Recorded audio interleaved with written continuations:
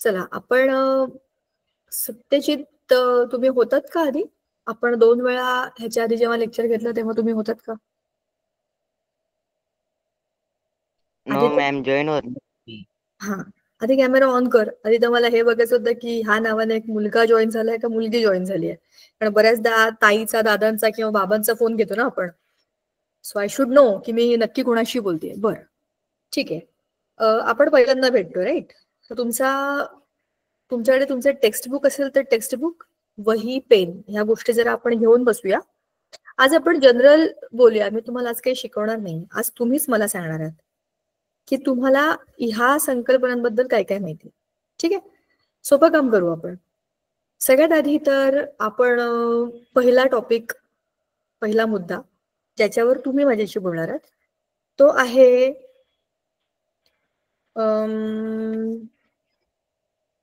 Physical आणि chemical changes, म्हणजे भौतिक आणि रासायनिक बदल. प्रश्न समजलाय का? मी इथे चॅटबॉक्स मध्ये टाकून ठेवते, तर तुम्हाला समजेल टॉपिक काय आणि तुम्हाला कशावर बोलायचंय. पहिला आहे फिजिकल अँड केमिकल चेंजेस, म्हणजेच रासायनिक आणि भौतिक बदल हा विषय आहे. भौतिक बदल. सत्यजित हे तुमचंच नाव आहे का? Yes ma'am.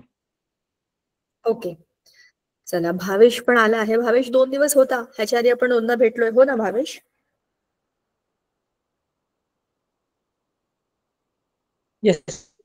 ओके, चला. मला समजू शकतं, आपण जेव्हा ऑनलाईन क्लास घेतो ना तेव्हा खूपदा ना नेटवर्क प्रॉब्लेम असतो. म्हणजे आपण बोलतो किंवा आपण काही सांगतो पण ते नेटवर्कमुळे तिथपर्यंत ऐकू येत नाही किंवा आपलंच बोलणं क्लिअर आहे की नाही हे आपल्याला समजत नाही. पण अशा वेळेला इथे चॅटबॉक्स मध्ये आपण उत्तर टाकू शकतो. मुद्दाम का सांगते, बऱ्याचदा असा गैरसमज होतो की ह्यांना ऐकू येतंय का नाही, ह्यांना कळतंय का नाही. पण एवढ्या 2 दिवसात मला हे कळलंय की तुम्हाला माहिती सगळं आहे, कदाचित नेटवर्कमुळे तुम्हाला हळू किंवा लेट ऐकू येत असेल किंवा काय उत्तर द्यायचं, कोणत्या भाषेत उत्तर द्यायचं हे कळत नसेल. ठीक आहे, आपली जसजशी मैत्री होईल त्याप्रमाणे तुमचं काम सोपं होईल आणि ते कसं सोपं करायचं हे आपण आणखीन बघूया. पण आज आपण जी चर्चा घेणार आहे, आज आपण धड्याचा अभ्यास तर आपण नंतर बघू कसा करायचा. अरे मला तुमच्याशीच बोलायचंय की ह्या गोष्टींबद्दल तुम्हाला काय वाटतं. आपण पहिल्या लेक्चरला मागच्या आठवड्यामध्ये जेव्हा पहिल्यांदा भेटलो तेव्हा आपण बोललो होतो की केमिस्ट्री सगळीकडे, सर्वत्र तत्र सर्वत्र केमिस्ट्री असती. कसं काय? आपल्यात, आपल्या बाहेर, इकडे तिकडे सगळीकडे सगळ्या वस्तू कुठल्या ना कुठल्या पदार्थाच्या बनल्यात आणि पदार्थ म्हणजेच केमिस्ट्री, हो की नाही? तर त्याची सुरुवात आपली ऑलरेडी झाली आहे. तर केमिस्ट्री आपल्या आजूबाजूला हे आता आपल्याला कळलं. आता तुम्ही मला त्या केमिस्ट्रीतल्या काही महत्वाच्या गोष्टी ज्या आहेत, ज्या आपण ऑलरेडी शाळेमध्ये अभ्यास केलेल्या आहेत, त्यांचा आपण जरा एक असा फ्लॅशबॅक घेऊया. ब्लॅक अँड व्हाईट मध्ये दाखवतात ना पिक्चर मध्ये, तसं. पहिला मुद्दा आहे रासायनिक आणि भौतिक बदल. इंग्लिशमध्ये त्याला आपण फिजिकल आणि केमिकल चेंजेस असं म्हणतो. तुम्हाला काय काय आठवतं याच्याबद्दल जरा मला सांगा. जे काही सुचतंय ते सांगा. ह्यात चूक बरोबर काही नाही. आणि आपल्या क्लासचा, माझ्या लेक्चरचा रूलच हा आहे की आपल्या वर्गात कोणतंच उत्तर चुकीचं नाही. आणि याच्यामुळे माझ्या पण कधी कधी झालेल्या चुका तुम्ही मला इग्नोर करू शकता. असं होतं कधी कधी बोलताना आपण 2-4 गोष्टी डोक्यात असताना काहीतरी वेगळंच बोलतो. तर इट्स ऑल एक्सेप्टेड. पण आपल्या डोक्यात जे आहे ते पटकन बोलायचं. आता मला सांगा, भौतिक बदल, रासायनिक बदल म्हणजे फिजिकल चेंजेस, केमिकल चेंजेस हे शब्द ऐकल्यासारखे वाटतात का? शेप्स अँड साईज चेंजिंग होता फिजिकल मध्ये. कशामध्ये? ओके, हा, शाबाश. शेप आणि साईज चेंज होते. पण रासायनिक मध्ये होत नाही का?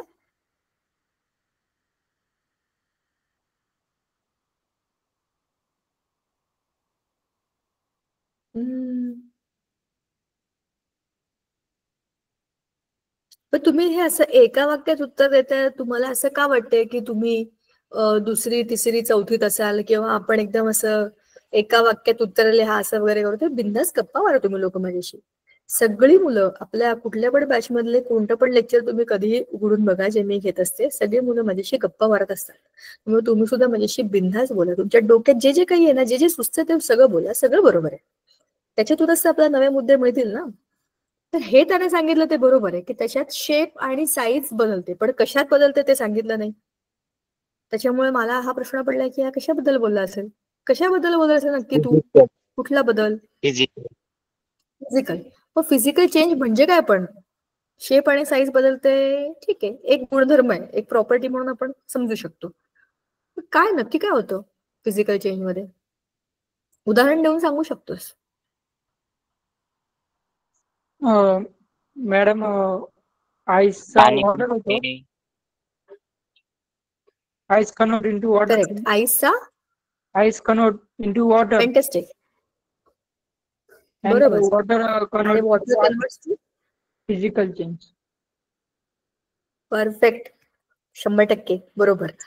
पण मग आता उलटा प्रश्न, वाफेचं पाणी होणं म्हणजे water vapour converting to liquid म्हणजे water, and water liquid converting to ice म्हणजे सॉलिड, हा काय आहे? फिजिकल आहे का केमिकल चेंज?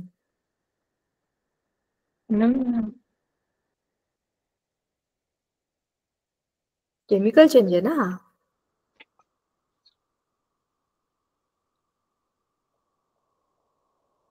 तुम्ही मला सांगितलं बर्फाचं पाणी होतं, पाण्याची वाफ होते, हे फिजिकल चेंजेस आहेत.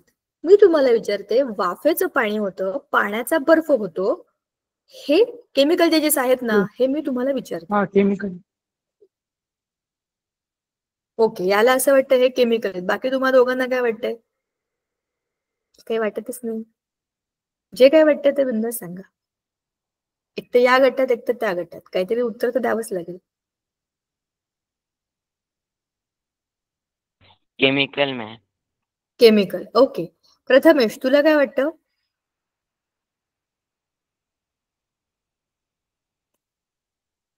प्रथमेश, प्रथमेश कुठे गेला? प्रथमेश, त्याला ग्रुपवर मेसेज टाकायला सांगितलं होतं, आला की नाही परत?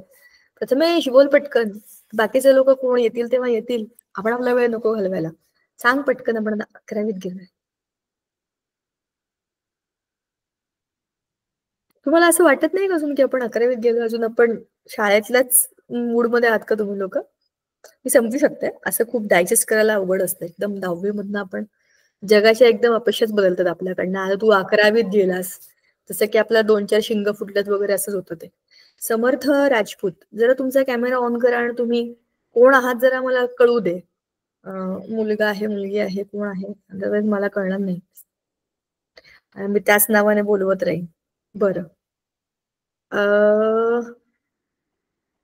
मला काहीच दिसलं नाही. असं कॅमेरा असा ओझरता असा असा फिरला, सो मला कळलं नाही. तुम्ही तुमचं नाव सांगा काय आहे ते, जरा मला अंदाज येईल. वैष्णवी राजपूत. वैष्णवी, ओके. मला शंका होतीच, कारण कुठल्या तरी एका मुलीचं नाव मी 2 वेळा ऐकलं होतं बॅचमध्ये, म्हणून ती कोण मुलगी आहे, कुठल्या नावाने जॉईन झाली आहे हे मला माहित नव्हतं. हे निघायच. सर वैष्णवी, आतापर्यंत आम्ही नवीन गोष्ट केली आहे. 2 मुद्दे मी इथे चॅटबॉक्स मध्ये टाकलेत. फिजिकल आणि केमिकल चेंज म्हणजे रासायनिक आणि भौतिक बदल, याच्याबद्दल तुम्हाला काय माहिती हे आम्ही आता चर्चेला घेतलं. तर तू येण्यापूर्वी इथे मला मुलांनी उत्तरं बरोबर दिली. त्याने मला सांगितलं, सत्यजित आणि भाविश यांचं म्हणणं असेल की ice to water, water to water vapour, हा जो सगळा चेंज आहे तो फिजिकल चेंज आहे. तुला असं वाटतंय का वैष्णवी?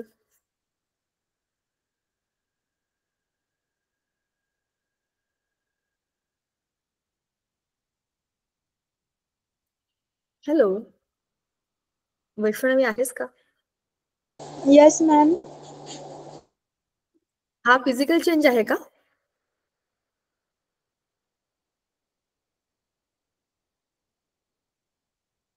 बरं, प्रश्न असा मी तुम्हाला विचारला होता मुलांनो, वेपर टू वॉटर आणि वॉटर टू आईस, हा फिजिकल चेंज असेल का केमिकल चेंज? तुम्ही मला सांगितलं की हा केमिकल चेंज आहे. असं कसं होईल? जरा आता आपण आपल्या 8वी 9वीच्या सायन्सकडे परत जाऊया, आपण चित्र काढून समजून घेऊया ही गोष्ट. मला माहितीये की हे तुम्हाला माहितीये, पण तरी सुद्धा let us not gate confused. काही काही मुद्द्यांना आपण जरा रिवाइज करूया. समजा हा आहे बर्फ, ठीक आहे, बर्फ, आईस क्यूब, ठीक आहे. आता हा बर्फ, याला मी काय केलं? उष्णता दिली, म्हणजे हीट केलं. जेव्हा आपण एखाद्या गोष्टीला गरम करतो तेव्हा आपण त्याच्यावरती एक ट्रँगल दाखवतो. ठीक आहे. बर्फाला वितळवल्यावरती त्याचं काय होतं? पाणी होतं. बरोबर ना? मी बरोबर काढते का मला सांगा. मी कधी कधी मुद्दाम चुकवते, तर तुम्हालाच कळायला पाहिजे की मी काय सांगते. ते झालं पाणी. आणि आता या पाण्याला जेव्हा आपण अजून उष्णता दिली तेव्हा काय झालं? याच पाण्याची झाली वाफ. बरोबर ना? हे असं तुम्ही कुठे बघितलंय पाण्याची वाफ होणं? आणखीन कुठे कुठे होतं सांगा बरं जरा मला.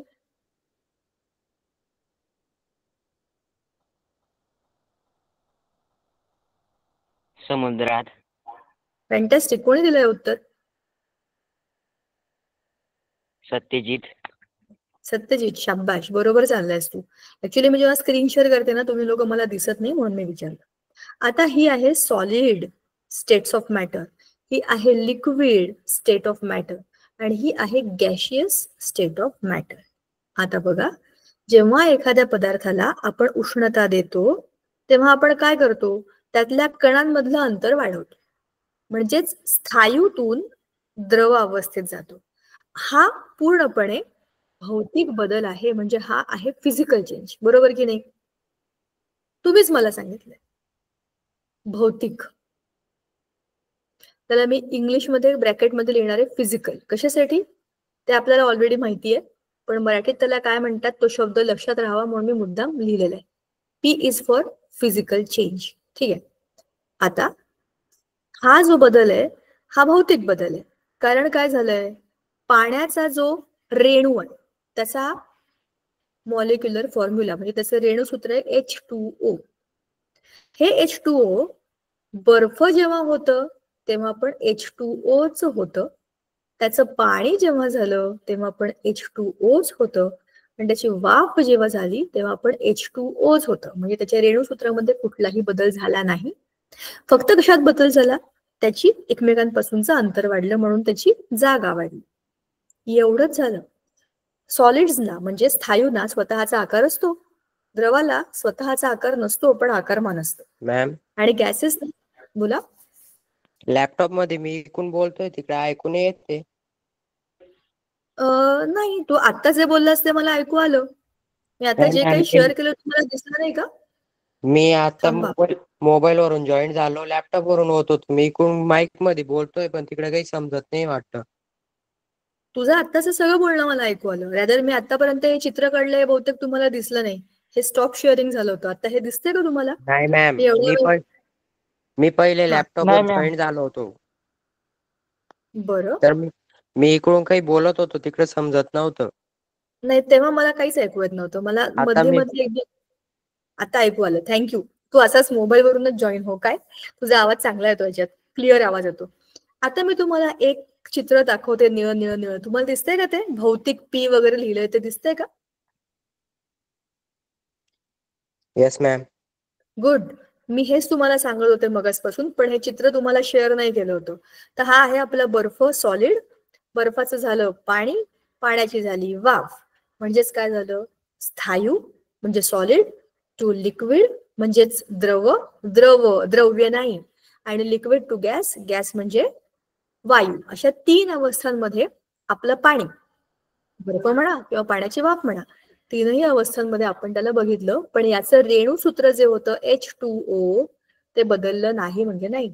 तर तसंच राहिलं. त्याच्या आतल्या रासायनिक बदलामध्ये काहीही झालेलं नाहीये. मग आता मला सांगा, या पाण्याची मी उष्णता काढून घेतली, त्याला मी थंड केलं. मी ते लिहून टाकते, थंड केलं. तर त्या वाफेचं पाणी होतं. बरोबर की नाही? म्हणजे आता मी अशी उलटी जाणार आहे इकडे, या वगैरे रिव्हर्स. आणि ह्याच पाण्याला जेव्हा मी फ्रीज मध्ये ठेवते तेव्हा परत मला बर्फ मिळतो. बरोबर की नाही? मग Yes. ह्या सगळ्या प्रकरणामध्ये त्याच्या रेणूसूत्रामध्ये काही बदल झाला का? पाण्याच्या वाफेचं पाणी, पाण्याचा बर्फ, ह्याच्यामध्ये काही बदल झाला का रेणूसूत्रामध्ये? मला सांगा. काहीच झालं नाही. उष्णता काढून घेतली म्हणजे काय झाले? ते सगळे रेणू एकमेकांच्या जवळ आले. आणखी उष्णता काढून घेतली तर आणखीन घट्ट झाले आणि त्याचा स्थायू म्हणजे सॉलिड मध्ये बदल झाला, फक्त अवस्था बदलली. आता मला त्या प्रश्नाचं परत उत्तर द्या. तुम्ही सांगितल्याप्रमाणे ice to water, water to water vapour हा फिजिकल चेंज आहे, ते बरोबर आहे. पुढचा प्रश्न मी विचारला होता गॅशियस म्हणजे वॉटर वेपर टू लिक्विड म्हणजे वॉटर, आणि वॉटर टू आईस म्हणजे लिक्विड टू सॉलिड, हा जो उलटा प्रवास आहे हा फिजिकल आहे का केमिकल आहे? आता त्याचं मला विचार करून उत्तर द्या.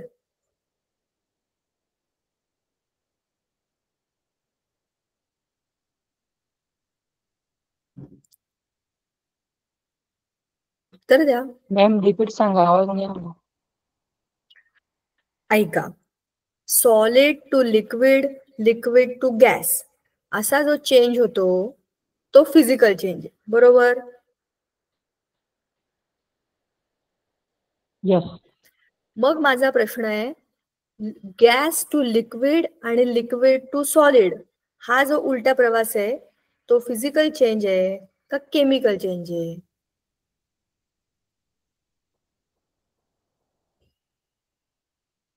आत्ताच सांगितलं मी त्याचं उत्तर तुम्हाला, तुम्ही नीट ऐकलं असेल तर तुम्हाला कळलं असेल. Physical. Physical, exactly. Physical change याच्यामध्ये दुसरं काही झालेलं नाहीये, फक्त त्याची अवस्था बदललेली आहे. आणि अवस्थांतरामध्ये ज्या काही बदलांना त्या वस्तूला सामोरं जावं लागतं ते दुसरे तिसरे काही नाही, फक्त भौतिक बदल असतात. आता माझ्या एका प्रश्नाचं उत्तर द्या. समजा हा एक आहे लिंबू, कच्चा लिंबू, हिरवा लिंबू तुम्ही सगळ्यांनी बघितलेला असेल आणि खाल्ला पण असेल. हा लिंबू आहे, हा कच्चा होता. आता हा पिकला. काय रंग असतो पिकलेल्या लिंबाचा?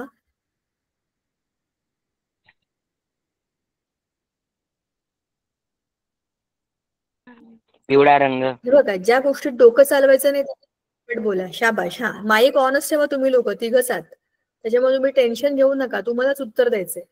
बरं, हिरव्या रंगातनं पिवळा रंग म्हणजेच काहीतरी बदल झालाय, बरोबर? मग हा भौतिक बदल आहे म्हणजे फिजिकल चेंज आहे का केमिकल चेंज आहे? आता मला सांगा. Chemical change. कसं काय? फक्त रंग तर बदललाय. आता ते रंग बदलला पण ते आता रिपीट नाही होऊ शकणार ना. हा, म्हणजे तो पिवळ्याचा हिरवा नाही होऊ शकणार, बरोबर आहे. शिवाय जेव्हा कच्चा होता ना आपला लिंबू तेव्हा तो थोडासा कडवट, तुरट, आंबट होता, पण एकदम प्रॉपर रसाळ नव्हता. जेव्हा तो पिकला तेव्हा त्याच्यातले हे गुणधर्म वाढले आणि तो पूर्णपणे पिकला म्हणजे त्याच्यामध्ये रासायनिक बदल झाले. असंच उदाहरण आहे आपल्या केळाचं. कच्चं केळं असतं, हिरवं हिरवं असतं, ते पिकून पिकून पिकून पूर्ण पिवळं होतं आणि आणखीन थोडे दिवस झाले तर ते काळं होतं. हे तुम्ही करता का? तुम्ही त्याला रंग मारता का? हिरव्याला पिवळा, पिवळ्याला काळा? सांगा बरं मला. नाही, तरीही ते आपोआप बदलतात. हे काय आहेत? अंतर्गत बदल आहेत, ते आपोआप झालेत, आतले झालेत, म्हणून ते केमिकल बदल, बरोबर? म्हणजेच रासायनिक बदल. आता दुसरा प्रश्न विचार करून उत्तर द्या. तुम्ही लोकांनी इडली डोसा खाल्लाय का? तुम्हाला आवडतात का इडली, डोसे, अप्पे? किती लोकांना आवडतात? मला तर फार आवडतात. माझं फेवरेट फूड आहे साऊथ इंडियन फूड, इडली डोसे. तर तुम्ही कोणी बघितलीये का त्याची प्रक्रिया, त्याचं पीठ कसं बनवतात?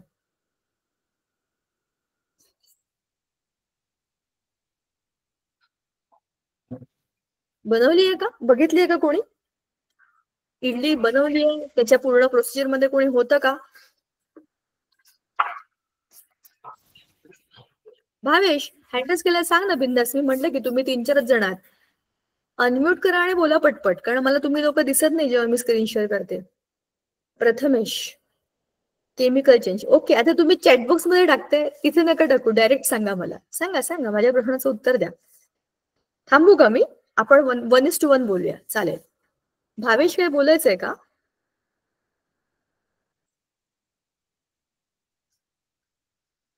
नाही मॅम. इडली डोसा खाल्लाय ना? हो. कसा बनवतात माहितीये का?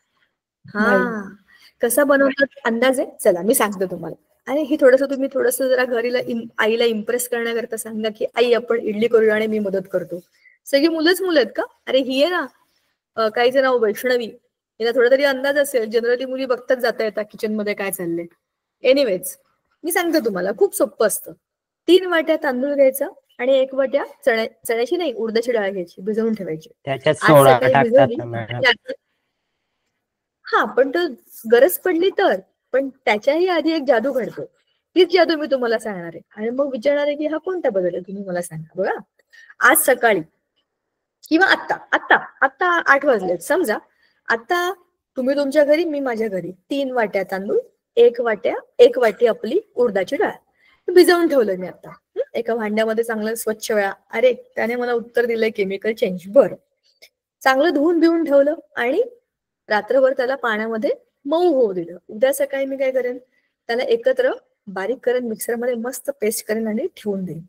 उद्या रात्री जेव्हा मी ते पातेलं उघडून बघेन तेव्हा त्यात काय झालेलं असतं माहिती का तुम्हाला? तुम्ही बघितलंय कधी इडलीचं पीठ कसं असतं ते? असं एकदम असं वर आलेलं असतं. असं तर तुम्ही अशी पळी फिरवली ना, ते असं असं फस फस फस फस फस आवाज करतं आणि आतमध्ये नुसती हवा हवा असते, असं एकदम स्पॉन्जी. तर तुम्ही बोट घातलं तरी तुम्हाला असं वाटेल की आतमध्ये तर काही नाहीये, मोकळं मोकळं आहे. आणि एवढं पातेल्यामध्ये आहे, म्हणजे जेव्हा तुम्ही बारीक करून ठेवता ना, पातेल्याच्या खाली कुठेतरी असतं आणि संध्याकाळी बघता तेव्हा तेव्हा ते असं एकदम वरपर्यंत आलेलं असतं. कशामुळे?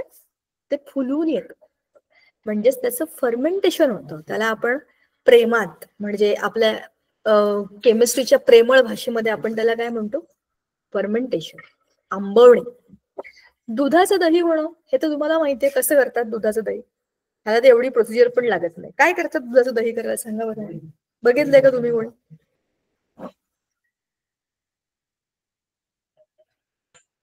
ते पण नाही बघितलं. मॅडम दूध गरम करून त्याच्यात थोडं दही टाकायची करेक्ट. आणि दूध गरम करायचं. रात्रभर हा, आणि काय करायचं? रात्रभर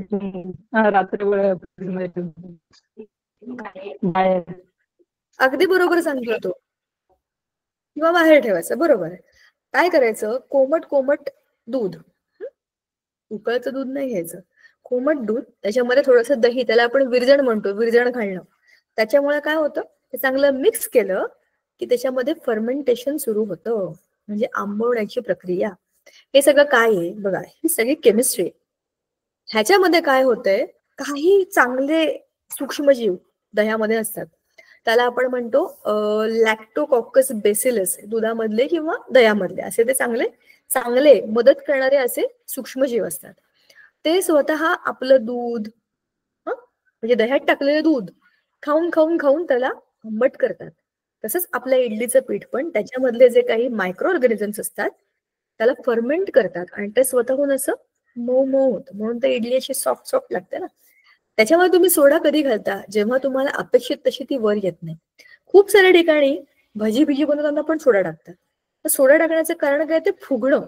ब्रेड बनवतात ना, ब्रेड, त्याच्यामध्ये पण यीस्ट नावाचा एक छोटासा मायक्रोब टाकतात. त्याला आपण ते असं थोडस पाण्यामध्ये वगैरे घालून, यीस्ट पावडर मिळते, पाण्यामध्ये घालून ब्रेडचं सगळं मिश्रण वगैरे ठेवायचं आणि त्याला चांगलं मिक्स करून थोडा वेळ राहू द्यायचं. पिझ्झाचं खालचं बेस किंवा आपलं, आता मी तुम्हाला जे सांगितलं तसं ब्रेड किंवा केक, ह्या सगळ्यामध्ये हे यीस्ट घालतात, त्याच्यामुळे असं फुगून येतं वरती. ह्या सगळ्या प्रक्रिया ज्या आहेत ह्या सगळ्यात केमिकल चेंजेस आहेत. कच्चं अन्न आणि शिजवलेलं अन्न ह्याच्यामध्ये केमिकल आहेत का भौतिक बदल आहेत? सांगा बरं जरा मला. फिजिकल आहेत का केमिकल चेंजेस आहेत? Chemical change. Physical changes. Perfect. हा, आता मजा अशी आहे, केमिकल चेंजच्या बरोबर फिजिकल चेंज हा होतोच. बघा ना, दूध कसं दिसतं, दही कसं दिसतं, दोघंही गोरे गोरेच आहेत, पण दूध कसं पातळ पातळ आहे आणि दही कसं घट्ट घट्ट झाल्यासारखं दिसतं आपल्याला. म्हणजे बघूनच कळतं की हे दूध नाही आहे तर दह्यासारखं दिसतंय. दूध नासलं तरी पण कळतं हा हा गडबड झालीये. म्हणजेच बघून समजतं. रंग जरी एकसारखा असला तरी पण त्याच्यामध्ये बघून कळतात की काहीतरी बदल आहे. म्हणजेच जेव्हा कुठले तरी रासायनिक बदल होतात ना, म्हणजे केमिकल चेंज, त्याच्याबरोबर फिजिकल चेंज हे होतातच. पण फक्त फिजिकल चेंज मध्ये केमिकल चेंज होत नाहीत. आता मग अशी आपण जी उदाहरणं बघितली, केळं पिकणं, लिंबू पिकणं, आपल्याला दिसलं की भौतिक बदल झालाय, त्याचा रंग बदललाय, पण त्या भौतिक बदलाच्या मागे रासायनिक बदल आहे म्हणून भौतिक बदल झाला. तर कच्चं अन्न शिजवणं याच्यामध्ये भौतिक बदल आहेतच. आपण जी भाजी आणतो ती चांगली असते फ्रेश, शिजवल्यावर अशी अशी कशी तरी होते, म्हणजे मऊ होते, अशी स्टिंक होते, कारण की त्याच्यात फिजिकल चेंज झालाय. पण त्याच्यात केमिकल चेंज पण झालाय. त्याला आपण शिजवलं, त्यातले आतले जे कण आहेत ते तोडले, मोडले, नवे बनवले, त्यात मसाले टाकले आणि काय काय करून खाल्ले. म्हणजे आपण त्याच्यामध्ये काही केमिकल चेंजेस केले. फिजिकल चेंज, केमिकल चेंज, ही कन्सेप्ट क्लिअर झाली? तुम्हाला ऑलरेडी क्लिअर होती. थोडंसं कन्फ्युजन असतं, आपल्याला असं वाटतं हे पण बरोबर आहे का ते पण बरोबर आहे. नाही बस आपण सगळं आज क्लिअर करून ठेवायचं. बऱ्यापैकी क्लिअर झाली आहे ना?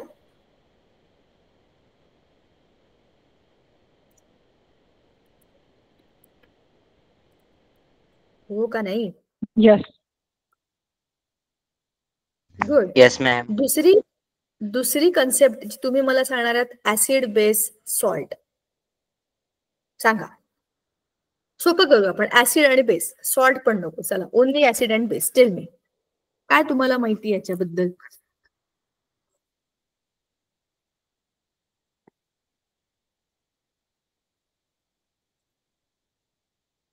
हे सगळं आता खोडून टाकू मी?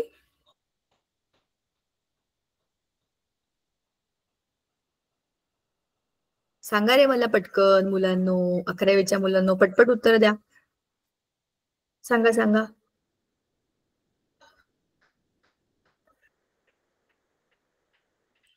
ऍसिड म्हणजे काय?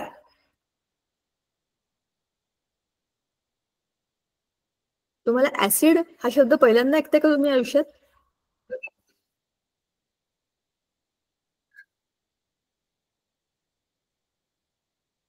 बाळांनो, तुम्हाला कळतंय ना मी काय विचारलंय?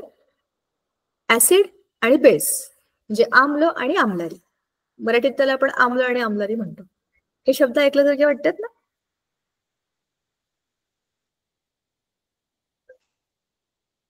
अरे हो का नाही? कमाल करता राव तुम्ही.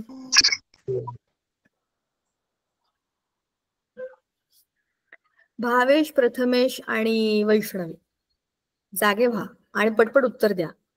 जसं तुम्हाला सुचत तसं, जे तुम्हाला माहितीये ते पण पटकन बोला. ऍसिड आणि बेस म्हणजे आम्ल आणि आम्लारी हे शब्द तुम्ही ऐकले आहेत का? हो. येस. काय माहितीये तुम्हाला त्यांच्याबद्दल? ऍसिड टेस्टला थोडं सुरुवात हे लागतं.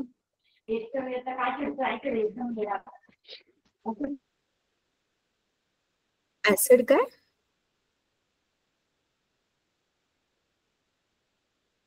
काहीतरी म्हणाला बरं का तो, पण मला नीट ऐकू नाही आलं. प्रथमेश, तू ऐकलंय का ऍसिड? सगळ्यांच्या घरामध्ये ऍसिड आहे बरं का.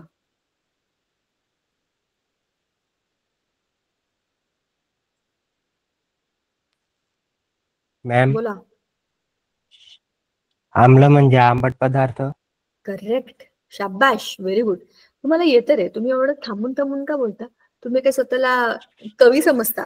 एक एक शब्द, एक एक वाक्य बोलताना असं 10 वेळा विचार करायचा, समोरच्याला थांबवून ठेवायचं, सगळं नाही करायचं, पटपट बोलायचं. सायंटिस्ट लोकांना वेळ नसतो, नवे नवे शोध लावायचे ना आपल्याला. Correct, sour to taste, but who, acid or base? परत तेच अर्धवट उत्तर. बरोबर सांगितलं, आम्ल म्हणजे आंबट पदार्थ. मग कुठली गोष्ट आंबट असते? उदाहरण द्या. चिंच. निंबू. लिंबू. लिंबू, चिंच, परफेक्ट. कैरी. ह्या गोष्टी ऍसिड आहेत. मग बेस काय आहे? कैरी. मग बेस काय आहेत? म्हणजे आम्लारी कोण आहेत? शुगर. शुगर. बरं.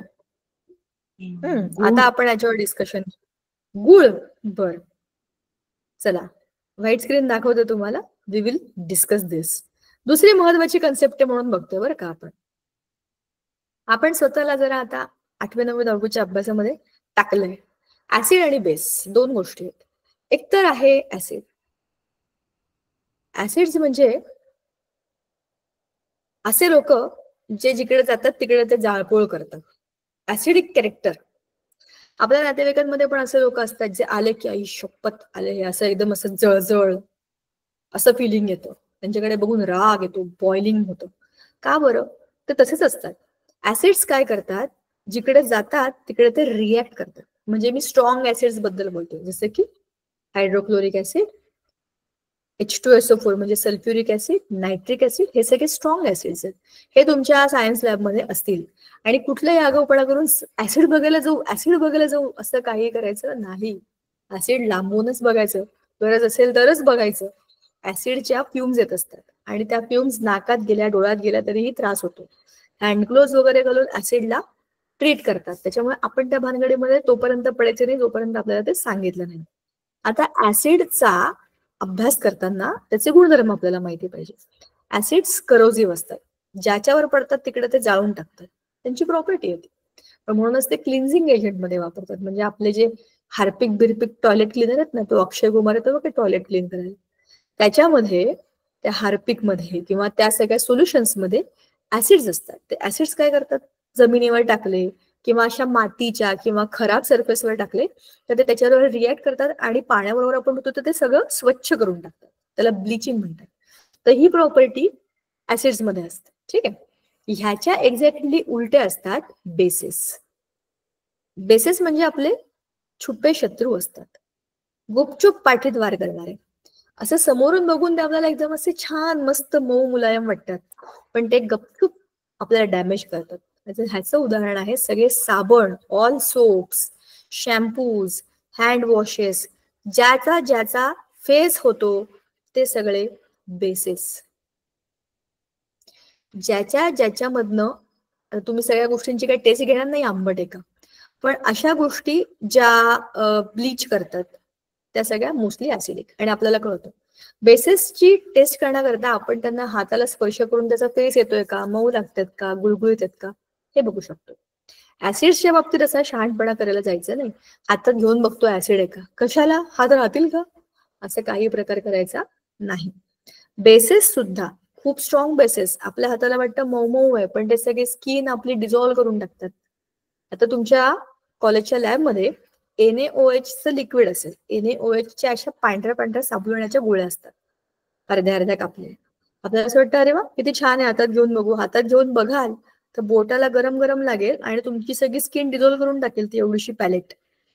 कारण ते छुपे शत्रू असतात. समोर समोर गोड बोलतात, तसे छान वाटतात, गोड वाटतात आणि गपचूप आपलं काम करतात आणि कधी पाठीत खंजीर खुपसतात कळत पण नाही, म्हणजेच डॅमेज करतात. म्हणून ऍसिड्स आणि बेसिस परस्पर भिन्न आहेत.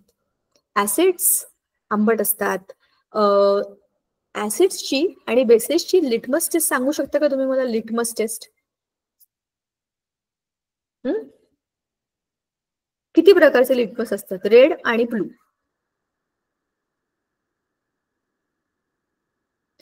रेड टू ब्लू झाला, ऍसिडची रेड आणि बेसची ब्ल्यू. आता परत हे अर्धवट उत्तर आहे ना. ऍसिडची रेड आणि बेसची ब्लू म्हणजे रेड आणि ब्लू लिटमस ऑलरेडी आहेत. रेड टू ब्ल्यू झालं म्हणजे काय झालं? लाल रंगाचा लिटमस पेपर जेव्हा मी त्या सोल्युशन मध्ये बुडवला तर तो ब्लू झाला, म्हणजे तो काय आहे? सोल्युशन काय आहे? ऍसिड आहे का बेस आहे? आम्ल आहे का आम्लारी आहे?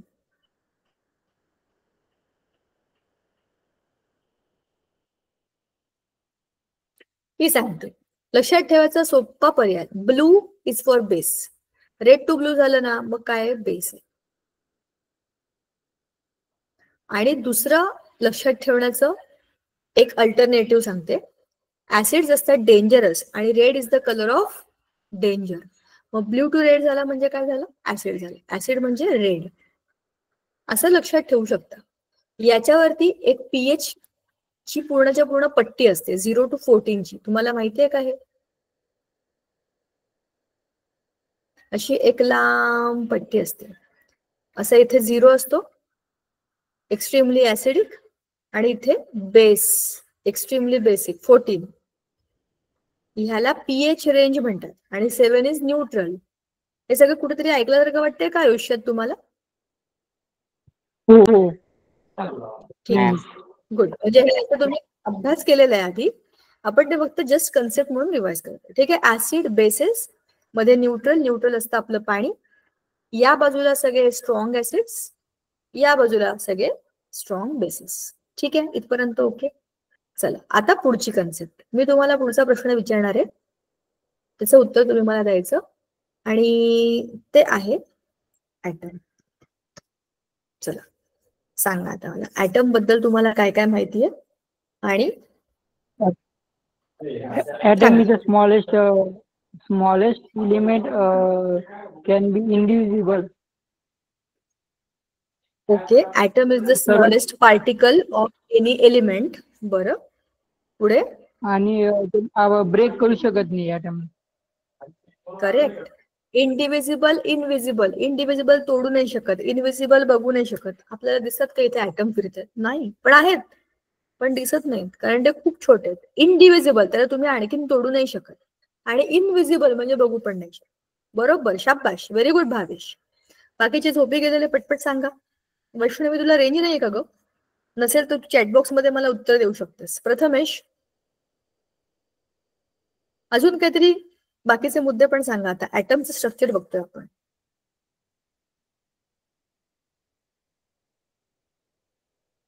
त्याने बरोबर सांगितले, दोनही मुद्दे अगदी बरोबर सांगितले.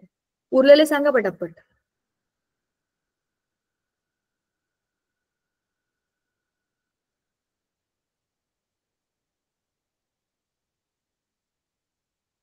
प्रथमेश,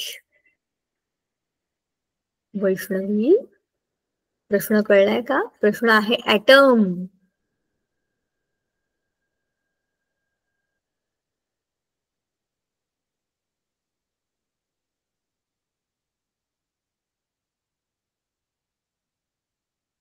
कमाल आहे. ऍटमला मराठीमध्ये अणू म्हणतात. अणू. ऍटम शब्द सगळ्यांनी ऐकला तरी त्याला मराठीमध्ये अणू म्हणतात. अणू लिहू का? अणू. तर आता अणू झालं. सांगा, अणू बद्दल तुम्हाला काय काय माहितीये?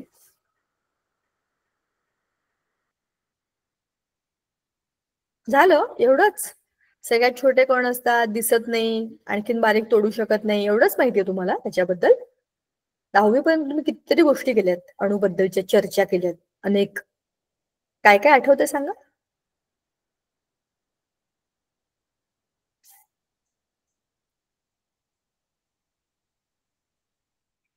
ऍटम इलेक्ट्रॉन गेन करतात आणि लूज हे करतात. लूज. फॅन्टॅस्टिक, शाबाश, व्हेरी गुड. भावेश, मी तुला एक स्टार देणार आहे. स्टार इकडे आहे का? Star, let me see. असेल तर मी तुला लगेच देऊन टाकेन. नाही, मी तुला आता हे देते. छान दिले, छान, चांगलं काम केलेल्या मुलाला आपण असे हे करतो. हे बाकीचे तुम्ही दोघं पटपट सांगा रे, मग तुम्हाला पण मी असं देईन. छान. हा, बोला. त्यामध्ये प्रोटॉन आणि न्यूट्रॉन असतात. काय असतात? प्रोटॉन न्यूट्रॉन असतात. फॅन्टॅस्टिक, शाबाश, प्रोटॉन आणि न्यूट्रॉन असतात. Very good. अजून काय काय असतं? दोन गोष्टी तर तू सांगितल्या, तिसरी पण एक गोष्टी असते. तिघांची मैत्री आहे, एका ऍटम मध्ये तिन्ही असतात. प्रोटॉन, न्यूट्रॉन तर सांगितलं. अजून काय असतं? इलेक्ट्रॉन. करेक्ट, शाबाश. सत्यजित, तू चांगलं उत्तर दिलं होतं. तुला पण मी आता एक असं वाला देणार. आता प्रथमेश, तुझा नंबर आहे. तू काहीतरी नवीन माहिती सांगायला पाहिजे. अणूची संरचना हा धडा होता ना तुम्हाला?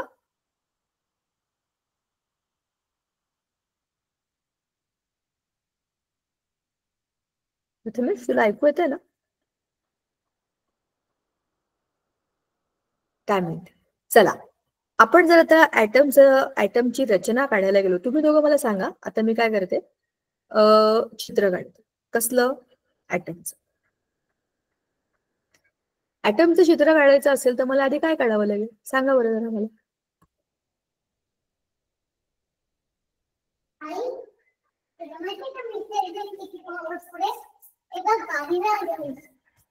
सांगा मला. जर मला अणूची रचना काढायची असेल, इकडे बसा, तर काय काय काढावं लागेल मला एक ऍटम काढायचा असेल तर? शेल. हीच काढू का? हा, फॅन्टॅस्टिक. शेल. आणि शेलच्या आजूबाजूला काही असतं का दुसरं? ऑर्बिट. शेल म्हणजेच ऑर्बिट ना? असं असतं का काहीतरी ऍटॉमिक स्ट्रक्चर? यस. मग मध्यभागी जो सगळ्यात छोटा सर्कल आहे त्याला काय म्हणायचं? ह्याला काय म्हणायचं? ह्याला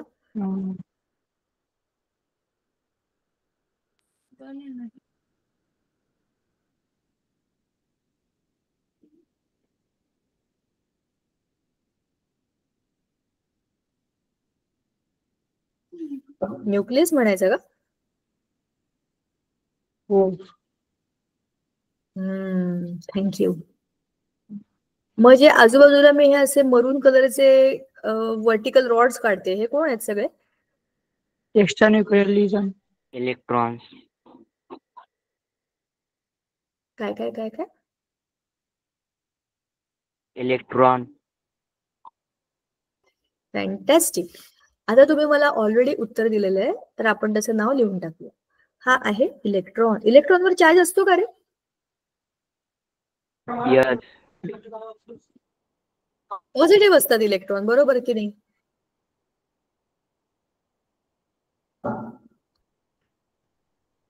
नाही, इलेक्ट्रॉन निगेटिव्ह. पॉझिटिव्ह असतात.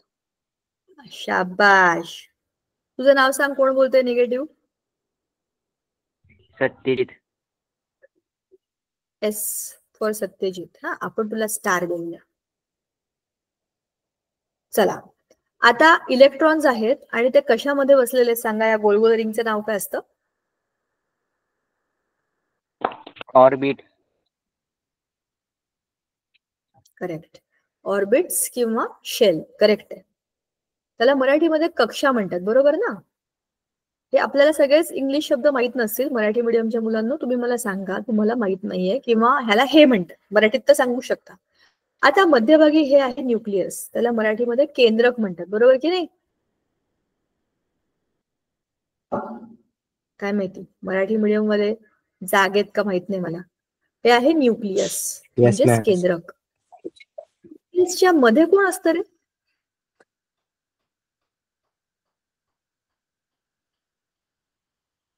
प्रोटॉन आणि न्यूट्रॉन. चला, मी पण तुमची थोडीशी मदत करते, कारण की तुम्ही चांगला अभ्यास करताय, मला सांगताय. So I must help you. न्यूक्लियसच्या मध्ये असतात प्रोटॉन आणि न्यूट्रॉन. हे कोण आहेत माहित आहे का? सगळे बाप लोक आहेत. थोडक्यात सांगायचं तर ते वजनदार लोक आहेत. त्या फॅमिली मधले सगळे डिसिजन घेणारे लोक ते आहेत. तुम्ही बघितलंय का, कुठल्या पण फॅमिलीमध्ये एक अशी रूम असते, तिकडे सगळे असे लोक बसलेले असतात मोठे. साऊथ इंडियन मूवीज बघता का तुम्ही? अशा खुर्चीवर ते आजोबा, दादा, काका असे बसलेले असतात. ते जे म्हणतात ते बाकीचे लोक करतात.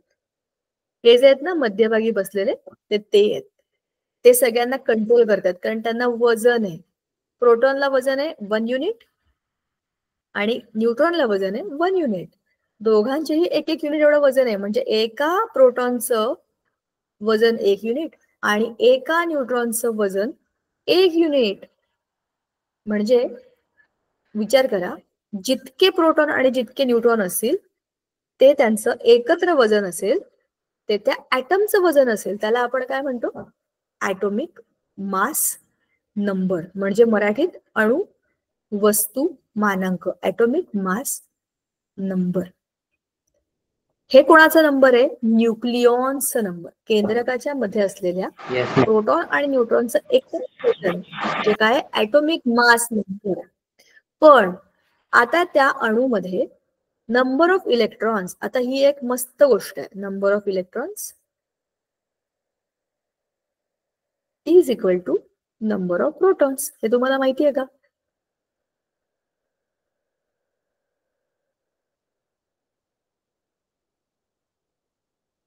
हे असंच असतं.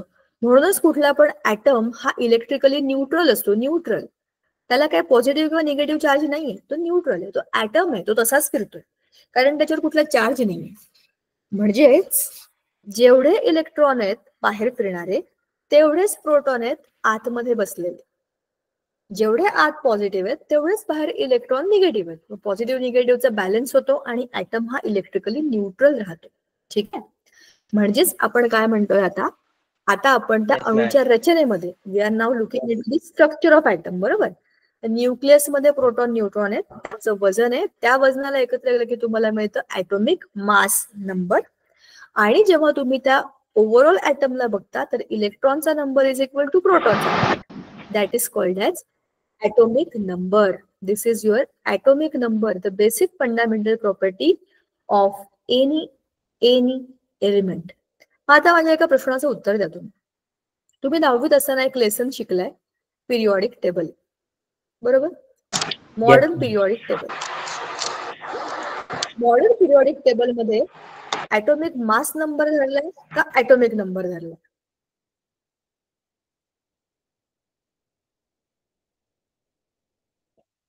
एलिमेंट्सची रचना करताना पिरियॉडिक टेबल मध्ये त्यांना असे मांडलंय ना तिकडे. तर त्याच्यामध्ये ते जे ऍटम्स आहेत वेगवेगळ्या एलिमेंट्सचे, ते एलिमेंट्स जे आहेत, जे काही आहेत ते सगळेच्या सगळे, ते कोणत्या प्रॉपर्टीवरती आधारित मांडलेले आहेत तिकडे? ॲटॉमिक मास नंबर वरती का ॲटॉमिक नंबर वरती? Atomic mass number. मी मॉडर्न पिरियॉडिक टेबल विचारते. Modern periodic table, modern atomic number. Atomic number. मग ॲटॉमिक मास नंबर कोणापर्यंत वापरलं गेलं होतं? कोणी कोणी वापरलं होतं? 10वीलाच केलाय अभ्यास, तुम्हाला सगळं लक्षात असेल. सांगा.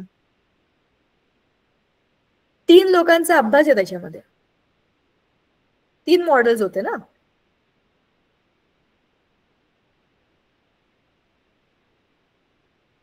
डोबेर्नॅरचं ट्रायड म्हणजे त्रिक, न्यूलँड्स ऑक्टेट्स म्हणजे ऑक्टेव्स, आणि डिमिट्री मेंडेलिव्ह. आठवतंय का?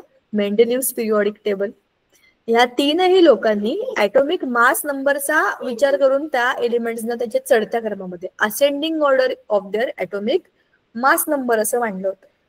पण जेव्हा समजलं की ॲटॉमिक मास नंबर ही फंडामेंटल प्रॉपर्टी नाहीये, रादर त्याच्यामध्ये कन्फ्युजन आहे. ॲटॉमिक मास नंबर दिलं तर आयसोटोप्स बसत नाही एका गटामध्ये. एवढंच नाही, ॲटॉमिक मास नंबर घेतलं तर मधल्या याच्यामध्ये खूप खूप अंतर आहे. 7 नंतर 9, 12 नंतर 13, पण मधल्या याच्यामध्ये तो खूप अंतर आहे. म्हणजे पॉइंट मध्ये पण त्यांचे ॲटॉमिक नंबर आहेत, ॲटॉमिक मास नंबर आहे, आणि ते कंटिन्युएशन मध्ये नाहीये. मग मध्ये मध्ये गॅप मध्ये एखादा एलिमेंट असला तर आपल्याला काय माहिती? ह्या सगळ्या गोष्टी ऑलरेडी होत्या. म्हणूनच आपण नवीन मॉडर्न पिरियॉडिक टेबल मध्ये ॲटॉमिक नंबरला कन्सिडर केलं, not atomic mass number. And what is atomic number? Number of electrons और नंबर ऑफ प्रोटॉन्स. इथपर्यंत कन्सेप्ट क्लिअर आहे? आता पटकन 2 मिनिटात पुढचा टॉपिक मी तुम्हाला देते, पिरियॉडिक टेबल. त्याच्याबद्दल मला सांगा. मॉडर्न पिरियॉडिक टेबल काय काय लक्षात आहे पटापट सांगा.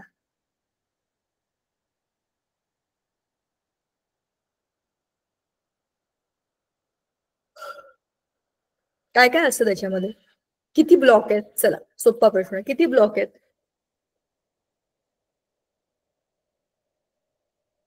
पिरियॉडिक टेबल होतं खरं पेपर 1च्या कोणत्या तरी देण्यामध्ये. आठवा आणि मला सांगा त्या पिरियॉडिक टेबल मध्ये किती ब्लॉक आहेत? S block, P block, D block, F block. मग किती ब्लॉक आहेत? 4.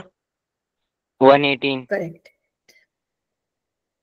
118 ब्लॉक. ब्लॉक म्हणजे एलिमेंटची संख्या नाही. तू जे म्हणालास ते उत्तर वेगळं आहे. ते बरोबर उत्तर आहे, मी ते म्हणत नाहीये. नंबर ऑफ एलिमेंट्स नाही विचारले मी, ब्लॉक्स विचारले. ब्लॉक म्हणजे त्याच्या wing, A wing, B wing, C wing, D wing असं बोललो होतं का काल मी तुम्हाला? त्याच्यामध्ये S block, P block, D block आणि खाली एफ ब्लॉक असे 4 ब्लॉक आहेत. वेगवेगळ्या रंगाने रंगवलेले आहेत ते. धातू, अधातू आणि तिसरा गट कोणता आहे? Metal, non metal. आणि तिसरा कोणता आहे?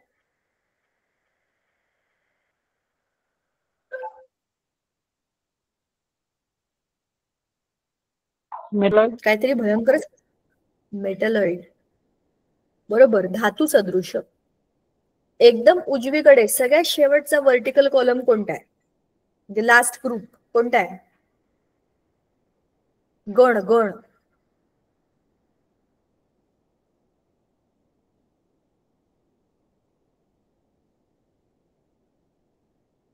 मॅम परत सांगाल का? हा, पिरियॉडिक टेबल मधला सगळ्यात शेवटचा ग्रुप कोणता आहे? सगळ्यात शेवटचा गण.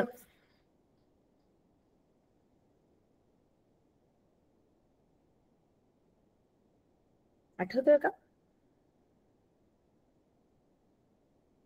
राजवायू, हॅलोजन्स, हॅलोजन्स नाही, राजवायू म्हणजे नोबल गॅसेस. 0 ग्रुप आहे ना तो, आठवला का? का नाही आठवला? Yes ma'am. शेवटी ज्याच्यामध्ये सगळे नॉन रिएक्टिव्ह एलिमेंट्स आहेत तो कोणाबरोबरच रिएक्ट करत नाही. समजलं का? बरं, आता काय विचारूया पिरियोडिक टेबल बद्दल. पहिला एलिमेंट कोणता आहे? हायड्रोजन. Correct, hydrogen. शाबाश, व्हेरी गुड. किती पिरियड्स आहेत त्याच्यामध्ये?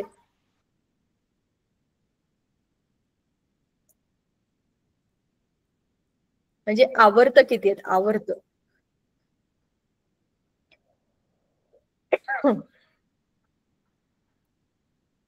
असं नका समजू की मी तुमचा 10वीचा अभ्यास घेते, तुमचं रिव्हिजन घेते. मला माहितीये, मला सुट्टी, तुमचं प्रॅक्टिकल्स, त्याच्यानंतर तुमचं ऍडमिशन, हे सगळं काय काय काय काय चाललंय. सुट्टीत तुम्ही सगळी पुस्तकं टाकून दिली आणि करून बघू म्हणाल असतं. 1007.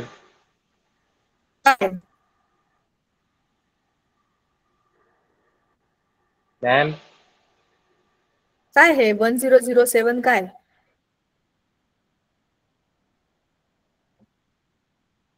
ही प्रश्न विचारला. आवर्त किती आहेत म्हणजे पिरियड्स किती आहेत त्याच्यामध्ये? पिरियड्स म्हणजे आडव्या पट्ट्या किती आहेत त्या? 7 आहेत ना? पुस्तक उघडून बघा आणि तुम्हीच त्याचा नीट बारकाईने अभ्यास करा. 8 आहेत बघा, नीट बघा आणि मला नंतर सांगा. Yes ma'am. पुढच्या वेळेला आपण 7 आहे. 7 आहेत ना? पुढच्या वेळेला आपण ह्याचा चांगला बारकाईने अभ्यास करू. टेन्शन घेऊ नका. मी काय तुम्हाला लगेच काय हे असं म्हणत नाहीये. मला माहितीये की आपला खूप मोठा ब्रेक झाला, पण आता ब्रेक मधनं बाहेर या. ह्या सगळ्या गोष्टी आपल्याला माहिती असायला पाहिजे. पुढचे धडे हे आपला घाम काढणारे धडे आहेत. ठीक आहे, आपण स्मार्टवर्क करू आणि स्वतःच्या नोट्स बनवू छोट्या छोट्या आणि समजून घेऊ हे काय. आज आपण जे काही बोललो ह्या सगळ्या कन्सेप्ट तुम्हाला माहिती होत्या, आपण रिवाइज केल्या, तर तुम्हाला कळल्या का? Yes ma'am. गुड. पुढच्या वेळेला आपण आणखीन डिटेलमध्ये काही गोष्टींचा अभ्यास करू. पहिला धडा सोपा करून टाकू, ठीक आहे, आणि मग दुसऱ्या धड्याकडे जाऊ. भेटायचं पुढच्या वेळेला.